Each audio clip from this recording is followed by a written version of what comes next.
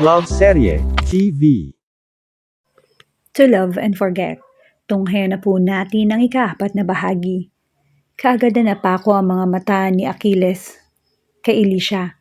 Paglabas ng babae mula sa banyo, habang nakapaskil ang matamis ng ngiti sa mga labi. Walang maipinta si Achilles sa dalaga kahit saan mang anggulo nito.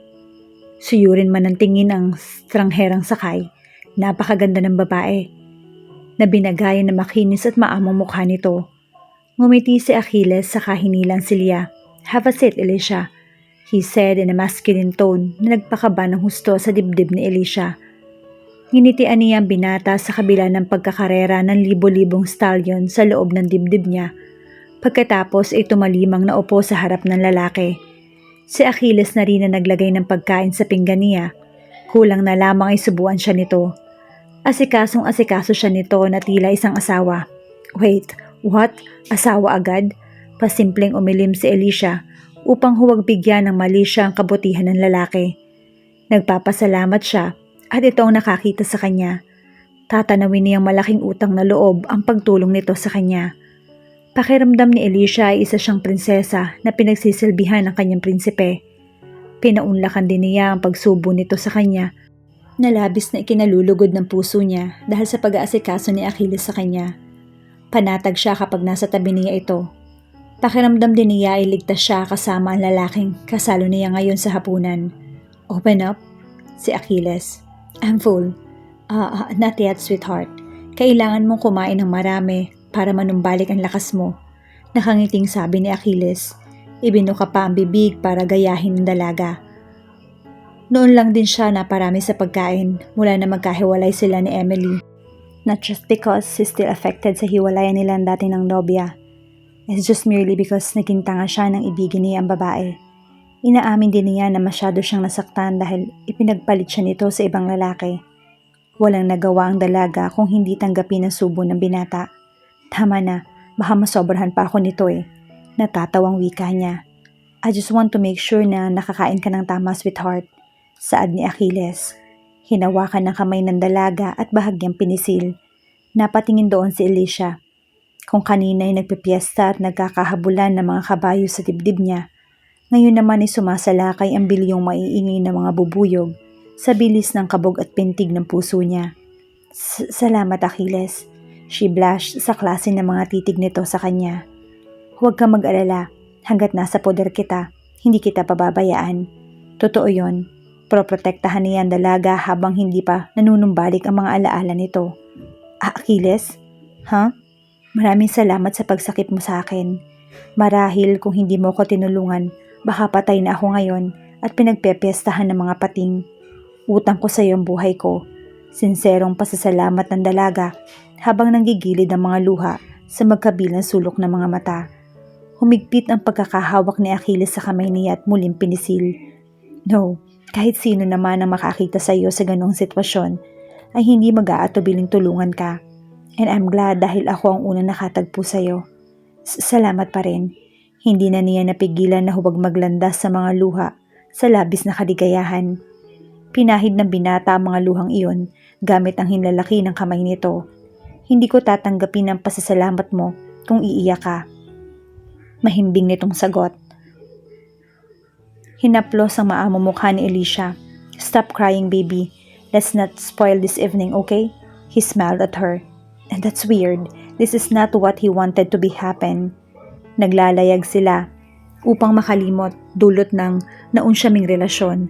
Pero heto siya ngayon, nag-aalala para sa kapakanan ng estrangherang babae at higit sa lahat nakapagtataka, nagugustuhan niya ang mga nangyayari.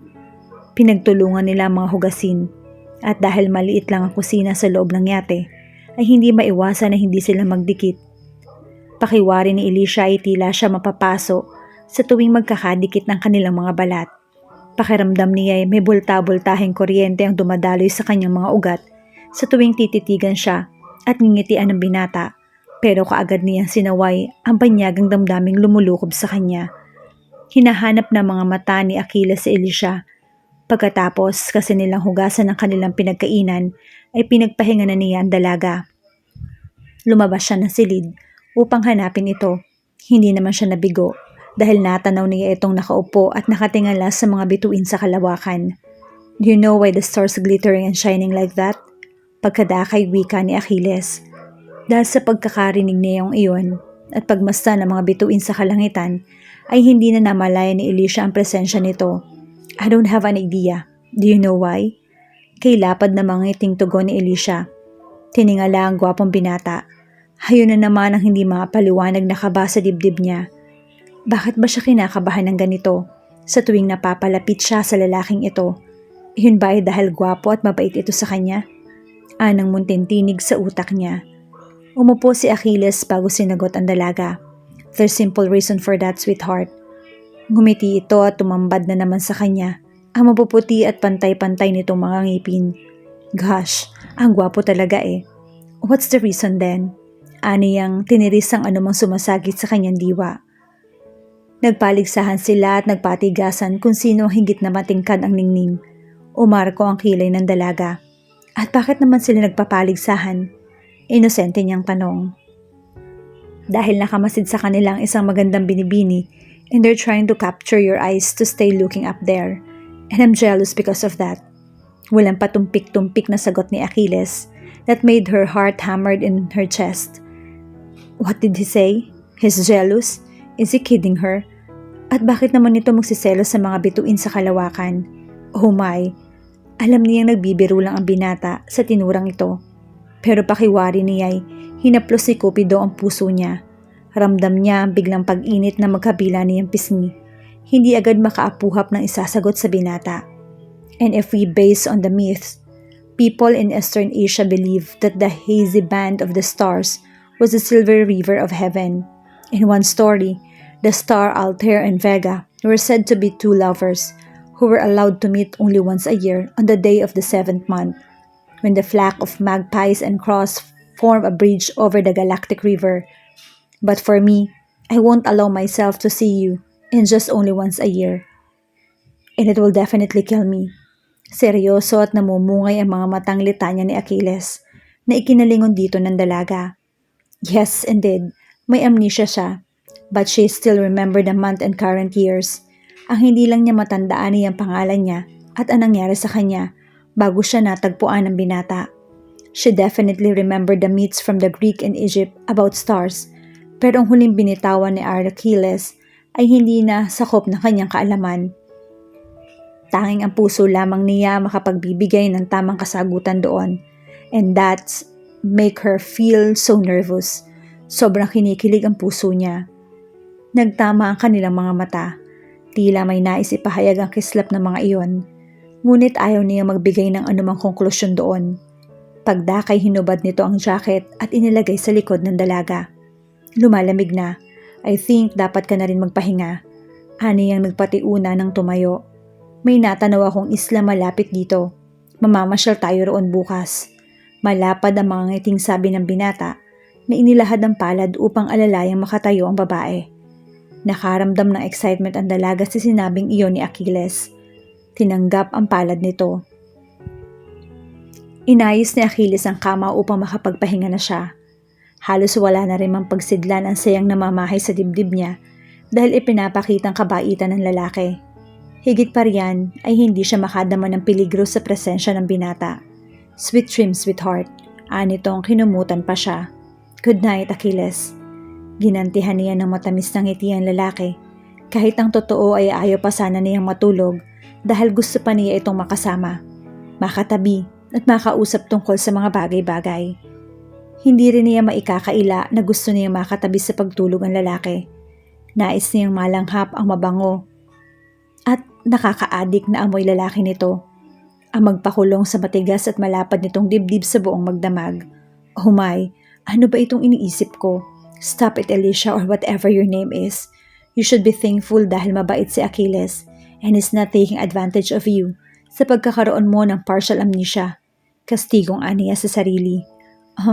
Achilles, pwede ka naman matulog dito sa kama eh. Malaki naman to. Kagat ang ibabang labi at hindi nakatiis na tura niya. Hindi man magsalita ang binata, batid niyang nahihirapan ito sa pagkakahiga sa mahabang sofa na naroroon. Alam niya nakakaramdam na rin ito ng pananakit ng likod dahil sa discomfort noon. Natural, malaki at matangkad itong tao, kaya hindi man ito umiimik. Alam niyang nahihirapan itong matulog doon. Napaka-inconsiderate naman kung ipagdadamot niya rito. Ang kama, gayong ito naman talaga ang totoong may-ari. Oh gosh, malaki at mahaba rin kaya ang... My goodness, Alicia, hayan ka na naman. Tigilan mo nga yung kahalayan ng utak mo. For heaven's sake. Hay, stop it. Muling sawayin niya sa muntintinig na nasa isip niya. Bakit ba? Totoo naman yon. Ito dapat ang nakahiga sa malambot at king-size bed at hindi siya. Pero eto siya at kung ano-anong naiisip niyang kaberdehan. I'm fine, don't mind me. Nakangiting wika ni Achilles na naglakad palayo sa kama. Kailangan gawin iyon ni Achilles bago pa ito itulak ng demonyo pahiga sa tabi ni Alicia. Hindi ito pwedeng matulog kasama ang dalaga, sapagkat baka makagawa pa ito na ikagagalit ni Alicia. Hell, how he wished to sleep with her. But heck, cause he can't. Sa kadahilan ng hindi ito sigurado kung hanggang kailan mapapanindigan sa sarili na huwag angkinin ng babae kapag tuluyang magkadikit ang kanilang mga katawan. Magsasalita na sana si Alicia nang muling marinig ang boses ni Achilles. Go to sleep, sweetheart. I'm really fine, he added, trying to console his screaming shaft inside his pants. Gustong magwelga ng puso ni Alicia dahil tinanggihan ni Achilles ang pagmamagandang loob niya, na tila may nakakahawa siyang sakit, kaya't ayaw nitong matulog sa tabi niya. Naging mailap sa kanya ang antok sapagkat okupado ni Achilles ang isipan niya at naglalaro sa kanyang mga mata ang imahe ng lalaki. Sa maikling panahon na pagkakakilala nila, ay nakasisiguro siya na mabait ito. Mabilis din siyang naisaulo ang anggulo ng binata mula ulo hanggang paa. Niyakap niya ng mahigpit ang unan at ipinikit ang mga mata. Ano nga kaya ang pakiramdam na matulog katabi ang lalaki? Ang muling madama ang init ng katawan nito. Malasahan ang pulang mga labi at madama sa loob niya ang pagkalalaki nito. Oh shit, go to sleep, Alicia. Asik niya sa sarili. Samantala, katulad ni Alicia ay nakamata pa rin si Achilles. Naaakit na tabihan ng babae pero abot-abot ang pagpipigil sa sarili. Walang humpay din ang pagwawala ng kanyang kasalan. Damn it, sasakit pa yata ang puso niya nang dahil sa babaeng sakay niya eh. He hissed. He wanted to fuck and bang a Palshi but damn it, he can't do that to Alicia. He respects her and is not fucking a rapist for Christ's sake. Not to Alicia. She's not the same like those women from his past. At kung anumang oras siyang tinangay ng malamig na hangin at pagpipigil sa sarili, sa mundo ng mga panaginip ay hindi na alintana ni Achilles. Inalalayan siya ni Achilles na makababa ng yate at makasakay ng bangka na magdadala sa kanila sa isla. Hindi kalayuan mula sa yate na nagdulot ng pagbilis ng pintig ng puso niya. Pinagala ni Achilles sa mga mata sa mga nagtataas ang punong naroroon. Ang kamay nito ay mahigpit pa rin ng pagkakahawak sa kanya, na tila ba takot itong mawala siya. Ramdam din niya ang seguridad sa presensya ng binata. Sa pakiwari niya ay nobya siya nito. She didn't even protest nang hawakan siya nito sa bewang sa pagkakahawak ng kamuntikan na siyang madulas. For what? That's what she actually wants, isn't she? Ang palaging madama ang init na nagmumula rito. Pakiramdam niya ay ligtas siya sa kahit anong kapahamakan pagkasama niya ito. At kung siya rin lang ang masusunod, ay hindi siya hihiwalay sa lalaki. Bakit pa? Sa piling ni Achilles ay nakasisiguro siyang walang mangyayaring masama sa kanya. Nalunod na rin yata ang puso niya sa endearment na tinatawag nito sa kanya. Oh my! Subalit paano kung mali ang inaakala niya? Paano kung may girlfriend na ito? Imposible naman na wala itong kasintahan dahil walang sino mang mga kabaro niya ang hindi papatol dito. She wasn't born yesterday. In fact, nawalan lang siya ng alaala tungkol sa kanyang nakaraan. Pero hindi naman siya mangmang upang hindi malaman ng mga lalaking katulad ni Achilles na may magandang pisikal ay siguradong nagbibilang ng mga magagandang kababaihan sa lungsod. Bonus na ang pagiging gwapo at mayaman nito. At kung bakit nakaramdam ng kirot si Alicia sa pagkaisip na may ibang babae ang binata, ay labis niyang ipinagtataka sa sarili. Ngunit kaagad din niya iyong ipinagwalang bahala. Wala siyang karapatan sa damdaming namamahay sa dibdib niya. Hindi kailanman binitawan ni Achilles ang palad ni Alicia habang namamasyal silang dalawa sa isla. At gano'n na lang kasiyahang nadarama ng puso ni Alicia. Hey, careful! Ang binata ng maagap na nahawakan ang pupulsuhan niya nang kamuntikan na naman siyang madulas. Salamat. Naudlot ang anumang sasabihin niya nang biglang umalog ang airboat na kinalululanan nila pabalik sa yate. Naging dahilan iyon upang pareho silang mawalan ng balanse at tuluyang matumba. Siya ang napaibabaw dito at napayakap sa malapad at matigas nitong dibdib. Iniangat niya ang mukha upang humingi ng dispensa, pero walang namutawing anuman salita sa bibig niya. Sa halip ay nagtama ang kanilang mga mata. Her heart beats so fast inside her chest. Their lips are almost touching, but not kissing. She can even see the desire glinting in her dark hazel brown eyes. She blushed as she realized her position. Achilles, stay, sweetheart. May pagsusumamo sa tinig nito. Itinaas nito ang palad at hinaplos ang kanyang mukha. You're the most beautiful woman I ever seen in my entire life, baby. Lalong namula ang pisngi niya sa tinurang iyon ni Achilles. Am I? Yes, my sweetheart, you are. Anito ng mga mata ay matamang nakatitig sa kanyang mga labi. Magagalit ka ba if I kiss you? Hindi niya alam kung ano ang tamang isasagot, but of course, she won't get angry. Oh God, seriously, this man wants to kiss her? She merely shook her head for an answer, and with that, Achilles claimed her lips and kissed her lips passionately. That made her close her eyes as she responded his kisses in the same ferocity. Ginagaya ang bawat galaw ng labi nito sa mga labi niya. Mabini, masuyo at puno ng pag-iingat ang bawat paggalugad ng mga labi nito sa loob ng bibig niya na ikinaungol ni Alicia. She knew deep inside her heart that she never been kissed like the way Achilles kissing her. Bakit pa sa pakiwari niya ay wala pang nagmamay-ari sa kanya at tanging ang lalaking ito lamang ang gusto niya. Inilingkis ni Achilles ang kamay sa batok ng dalaga upang lalong palalimin ang kanilang paghahalikan. Naging pilyo na rin ang kabilang kamay nito na naglalakbay sa likod ng babae na hindi naman tinutulan ni Alicia. She loved the feeling of his touch. Ang init na ibinubugan ng katawan nito ay naghahatid ng libo-libong sensasyon sa bawat kasulok-sulukan ng kanyang himaymay. The loud moan escaped from her mouth once more. Oh God, his tongue playing inside her mouth and tickling hers. Napakasarap niyon sa kanyang pakiramdam at tila ayaw na niyang matapos ang paglalapat ng kanilang mga labi. But Achilles broke their intimate kissing. They're both panting and catching for air to breathe. Hinaplos nito ang kanyang pisngi as he stared at her deep into her eyes. He smiled and grabbed her lips with his and kissed her ravenously. He was kissing her with great yearning and needs, as if there will be no tomorrow. Oh my goodness! What's the hard thing poking her belly? Is that his? Oh my! Saan pa nga ba maaring humantong ang mainit na tagpong ito sa pagitan ni na Alicia at ng binatang si Achilles? Abangan natin ang mas maiinit pang tagpo na ating aabangan sa pagpapatuloy ng ating kwento bukas sa ganito ring oras. Shout out sa lahat nating masugid na taga-subaybay. Maraming salamat mo sa patuloy niyong pagsama sa amin sa kwentong ito. Hanggang sa muli, mag-ingat po tayong lahat.